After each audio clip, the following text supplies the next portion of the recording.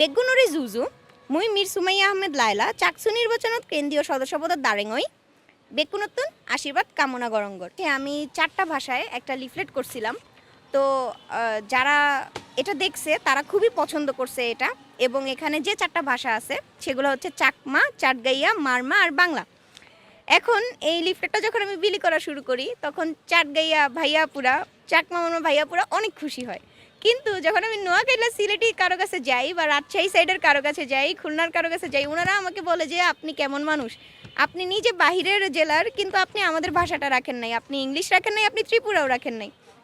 তো আমি তাদেরকে বলছি সামনের বছর যখন ইনশাল্লাহ আবারও চাকসু হবে, আবারও আমরা চাকসু আদায় করে নিব, তখন সবগুলা ভাষা থাকবে লিফলেটে।